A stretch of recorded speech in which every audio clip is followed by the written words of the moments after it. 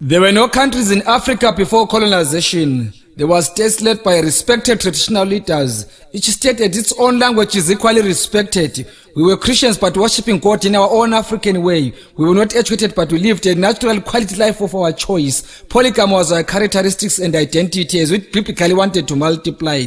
We had glorified and dignified traditional weddings that were merely divorced. Our skin color wasn't black but chocolate brown. We didn't use money but lived healthy and fairly on barter trade. We didn't have hospitals but we had our own traditional doctors. There was love, peace and harmony amongst us. There was no hunger, poverty, corruption, fraud, murder and hate. A neighbor was treated like a family, not a foreigner or an alien. Africa was partitioned by non-Africans in the absence of African leaders. We got colonized and our resources were looted to develop non-African countries. We were pushed to arid and infertile lands infected with tsetse flies and mosquitoes. Our skin color was tanned black and linked to evil. We were called barbaric blacks, baboons, monkeys and kafirs in our homeland.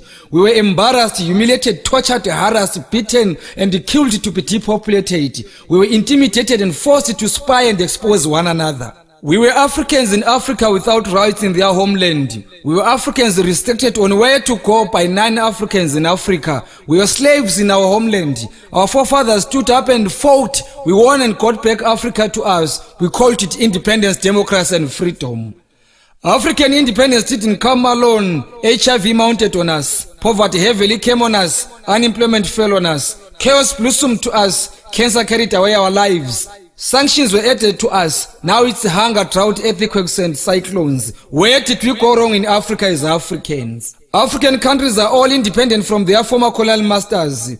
Where are the fruits of independence, if I may ask? We now worship God in a non-African way. We are no longer polygamists, we are lesbians and gays. Sodom and Gomorrah was brought to us in Africa by non-Africans. African identity has been suppressed and diluted, polluted and converted. We Africans support non-African football clubs more than our own African teams. English, Portuguese, Spanish and French are our official languages at the expense of our own Bantu languages. We collectively fought together as Africans during our liberation struggle. We were not using visas, passports, emergency traveling documents, permits and asylums. What happened to our unity and togetherness? An African needs a passport and sometimes a visa to visit an African country. An African is annually given 90 days of staying in an African country. An African needs a certain amount of money to be granted permission to visit an African country. An African needs a study permit to start in Africa. An African needs a residential permit or an asylum to stay in Africa. An African needs a work permit to work in Africa. African speaks non-African languages more than their own African languages. Africans are called refugees in Africa while non-Africans are called tourists. Africans are called poachers in Africa while non-Africans are called professional hunters. Products manufactured from African products are unaffordable to Africans.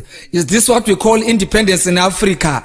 Why are Africans beggars while we have flora and fauna?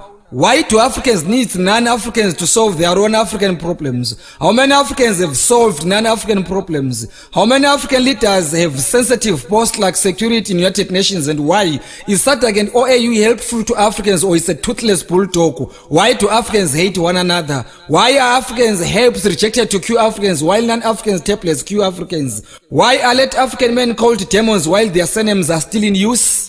Our own traditional healers are now evil. Our own traditional leaders are politicians as puppets. Our traditional herbs are no longer important but useless. Who own businesses in Africa? Who owns land in Africa? Who are investors in Africa? Who is controlling African economy? Why are Africans still living in squatter camps in Africa? Why are Africans migrating to 9 African countries? Why are some African countries sanctioned? Who killed Gaddafi and why was he brutally killed?